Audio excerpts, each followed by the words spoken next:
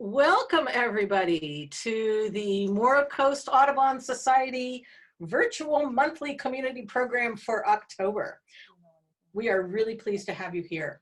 Our program tonight is always an outstanding program featuring the best of the best of the best local photos of local birds taken by local photographers. So you're in for a treat this evening. So on to tonight's program. As I was reading the very first flyway that Mora Coast Audubon Society sent out in March of 1966, it began with a poem by Woodbridge Metcalf, who was a UC Berkeley professor of forestry. It's particularly poignant for today's climate and today's program, which is all about the beauty of our local birds. It's called Save the Space for Beauty.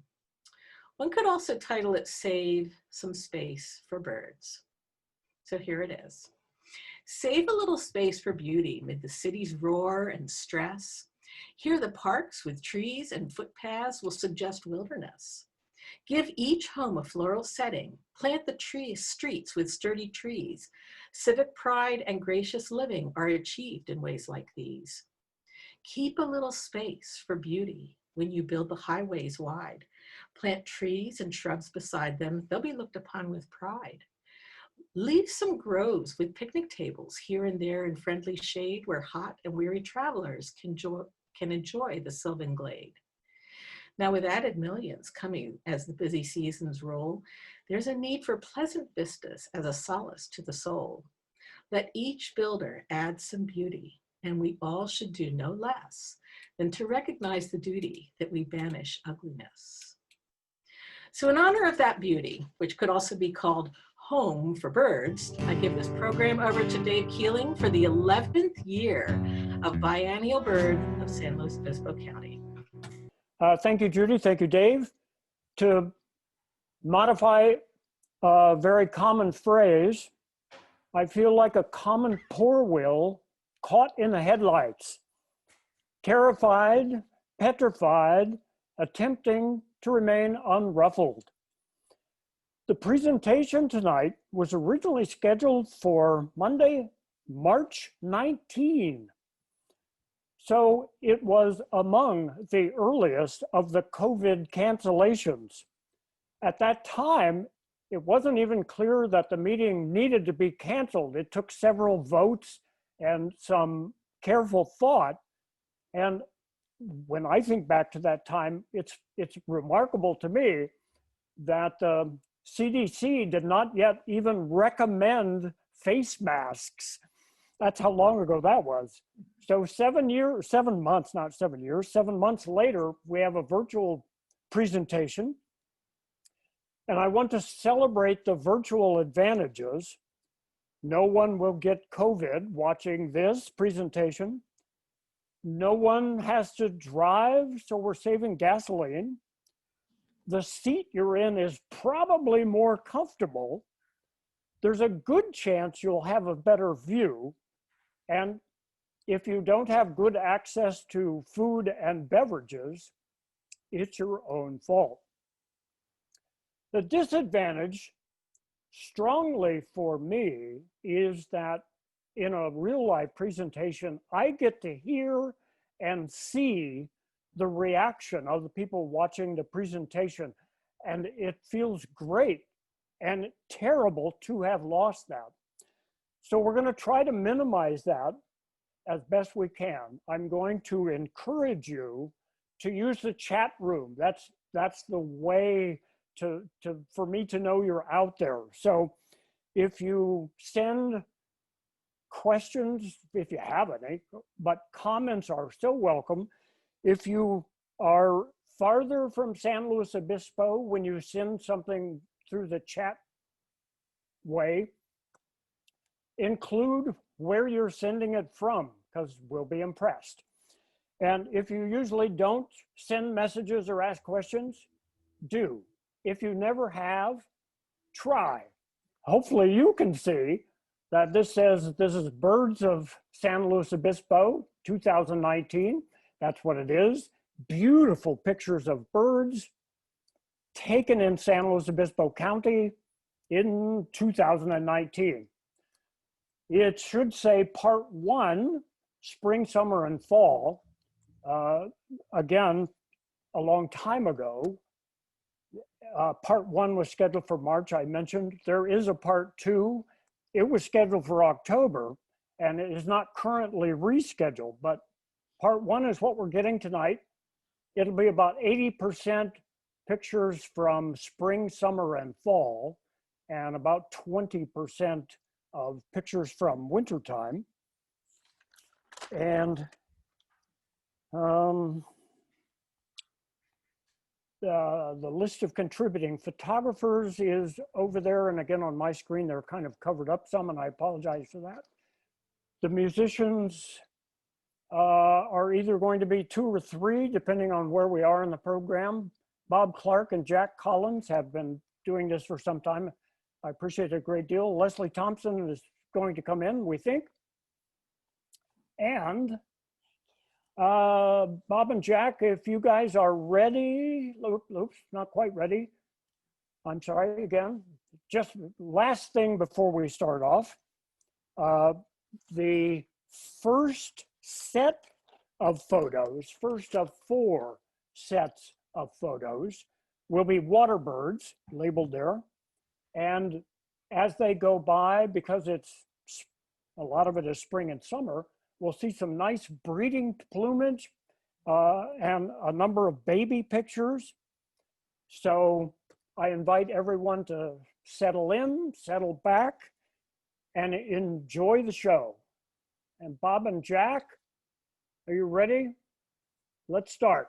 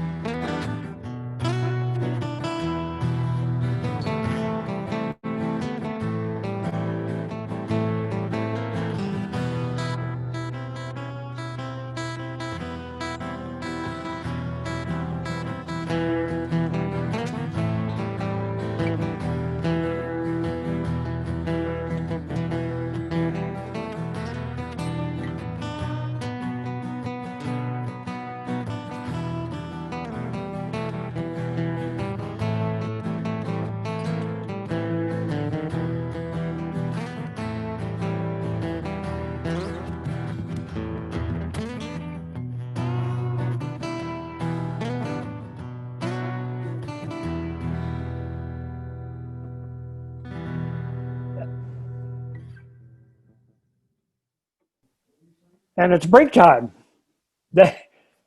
I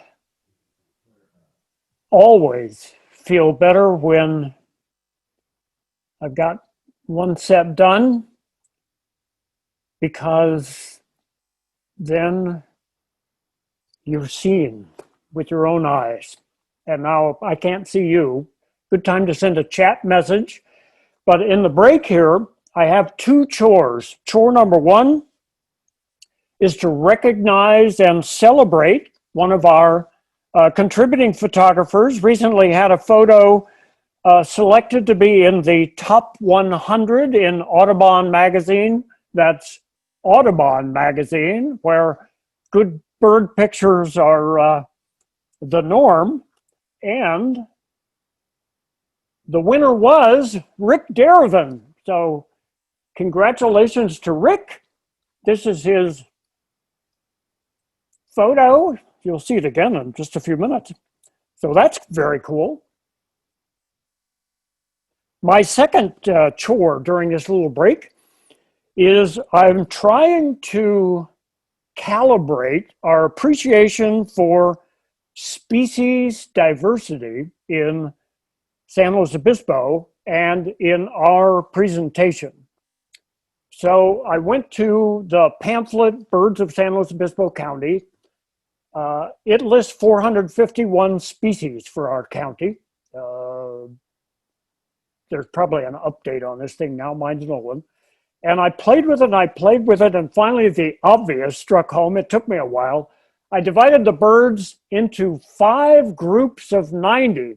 If you're good with math, there should be one group with 91, but 5 groups of 90. And it worked very well that in San Luis Obispo County, there are, group 1 here, 90 species of birds that are abundant year-round. You can go out and take their picture pretty much every day.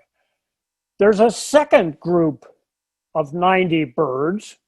At the top of that group, they're abundant, but maybe not year-round. Maybe you have to go out in the winter or in whatever to see them. And at the bottom end of this, it's birds that you're going to see every year, but you're not going to see every day. And then the third group starts off with birds that you might not see every year. And you might see them most years, but you might not see, a year might go by and you'll not see them. The bottom end of group 3 of 90 birds, you might go 4 or 5 years between seeing the bird. In group 4, 90 more birds that I've seen once or twice in 25 years. And as I put that down, I go, my brain is not perfect. So it's possible 1 or 2 of those birds I've seen 3 times, but mostly it's quite unusual. Group 5, 90 more birds have been seen in the county, but not by me. And now, to show you, I can't see it because it's cropped off here, but I hope at least some of you can see that in group 1 and group 2, 90 birds common, we've got 78 and 78 of them. And when we don't have them, some of them are in part 2 of the program, and a few of them are birds nobody just bothered to take their picture.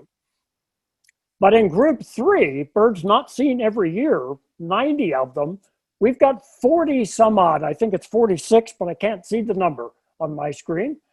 That's quite a few. In group 4, the birds that I've seen once or twice, we have 20 some of those birds. And in category 5, birds I've never seen, so clearly not photographed by me, there are 2 of them. That's a total of 227 species tonight, which is quite a few. And then the ones that are in category 3, 4, and 5, probably imperfectly, but most of them are ones that I labeled seldom photographed. So when you see, if you see seldom photographed, that's what it means. Okay, enough of that. I'm pretty much ready to start off set 2, as you can see, or at least I can see. The set 2 is going to be land birds. And with the land birds, sorry now, but some of them are year-round birds. Some of them are more summer residents. They come up, they breed here, and then they go away. And some of them are migrants. Spring and fall, they going up, coming back down. So there'll be a mixture of those things, and they're gorgeous. So Bob and Jack, you guys ready to go again? Thumbs up, thumbs up. Here we go. Set 2.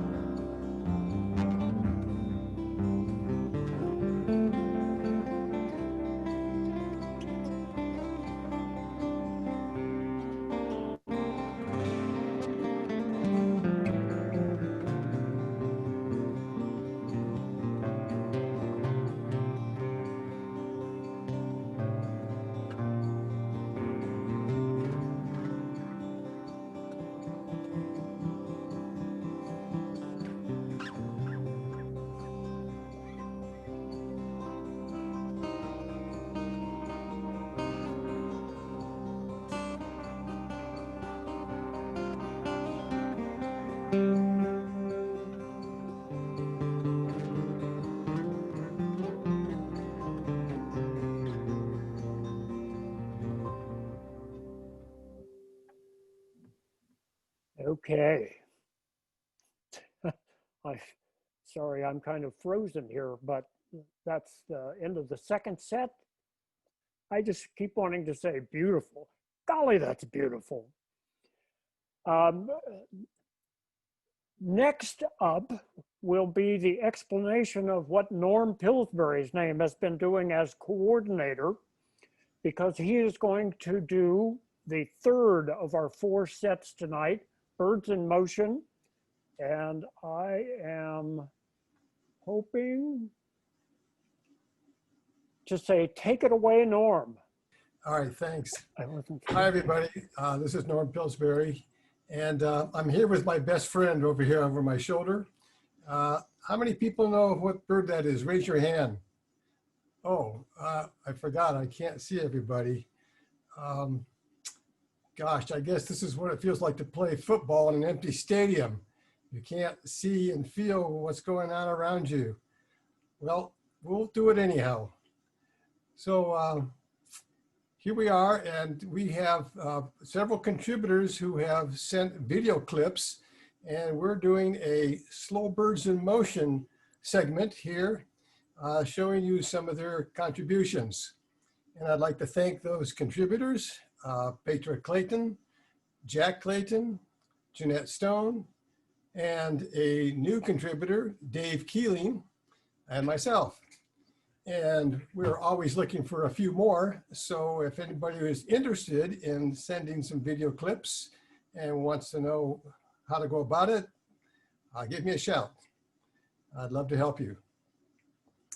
And so the first half of Slow Birds in Motion is going to be coming up here in a second or two. There is a second half, which possibly will be shown in January or sometime if we do this again, which we hope we do.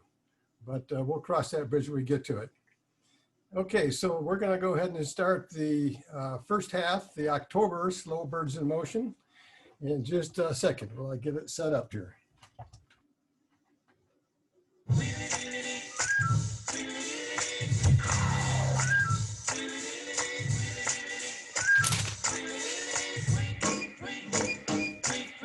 He rocks in the treetop.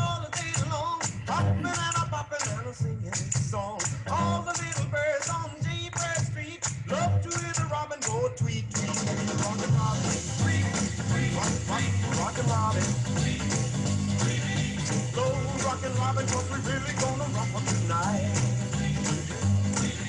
Every little swallow, every chickadee, every little bird in the tall tree. The wise are loud, the big black crow, flap of their wings, sing and go, birds go. Rockin' robin,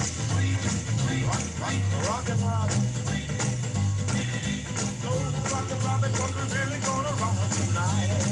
Lord.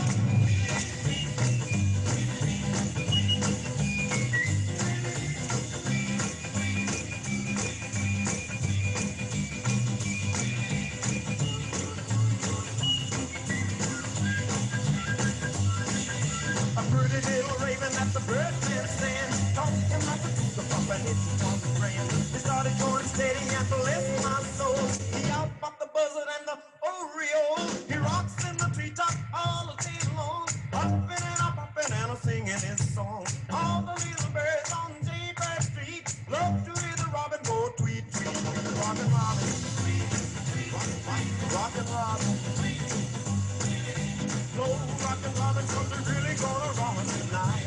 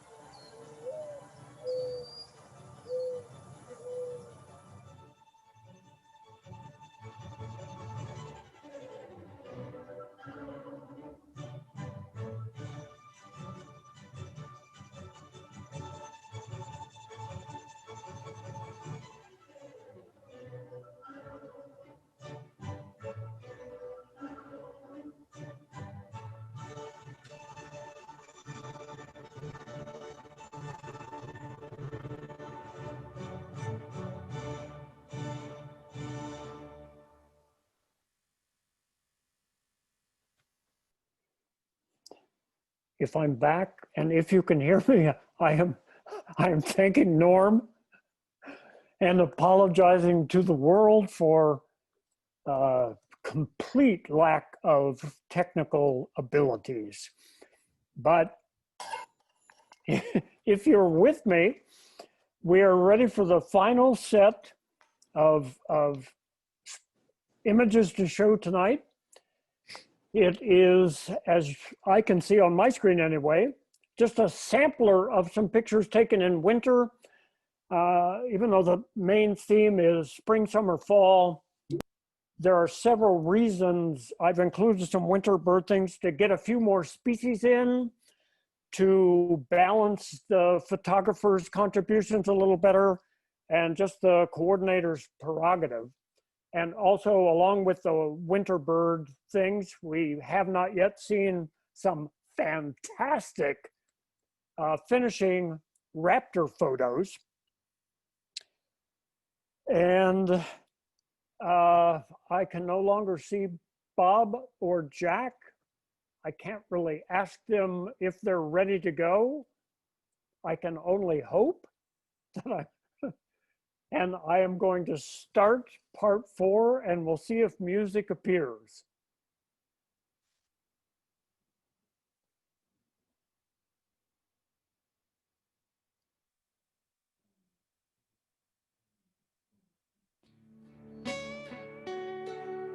Yes.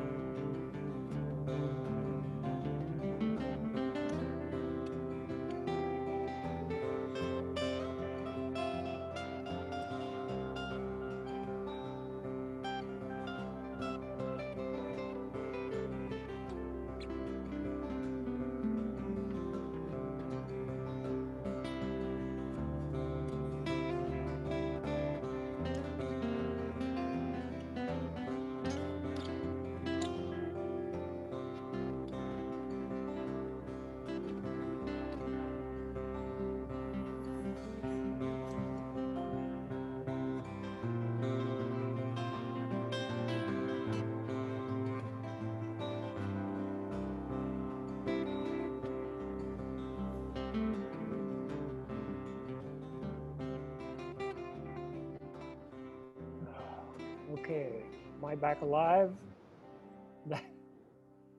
That is the end of our show. I have a little bit of thank youing to do to Judy Newhouser and Dave Tyra. And if you haven't given away all your money to political causes, here's the website for Morro Coast Audubon, a good group, couldn't use your money. Thank you to Bob Clark and Jack Collins. I never saw Leslie, but whenever they have a pause of 5 or 10 seconds where they're not playing something, it is so obvious to me that those birds don't look as good. So I thank them so much. I hope their burritos arrived. And of course, I want to thank the contributing photographers and have made my best attempt to link photographers and what they look like and some of the favorite pictures of theirs. So thank you, combination here. The thank you, Photo and Marcy. Thank you, Photo and Alice. Thank you, Photo and Jack, etc. Thank you, photographers all.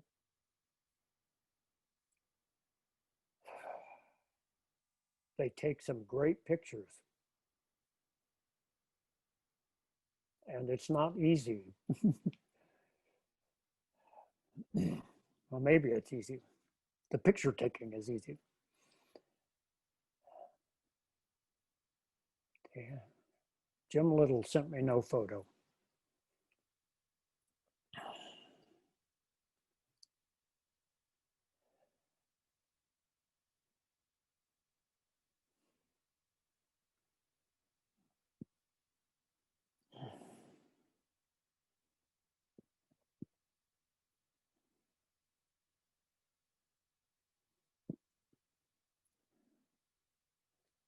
Okay, and here is a thank you to everyone who has been out there.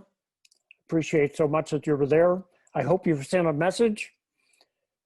If anybody has questions or comments that they haven't already sent, here's how I can be contacted.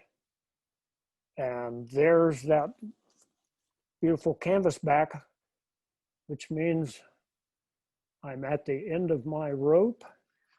I don't have a whole lot to add other than just to repeat all the accolades. Dave, you do an incredible job as the orchestrator of this whole event. So thank you, Dave Keeling, for doing that. Thanks to the musicians, thanks to all of the photographers. We are truly amazed at the quality of photographs that come across this year after year after year. So thanks to all of you. Keep going out there photographing. I look at those long lenses and I know why my photographs do not turn out like their photographs. So thanks a lot to everybody who has come this evening. And quick reminder, it's November 16th is our next program, Peter Pyle on Trans-Pacific migrations. So join us again in another month. And again, thank you, Dave. I hope we can put you on for perhaps January again for your part 2. Let's work it out. Let's work it out. Thank you so much. And goodbye, everyone. Good night, everyone.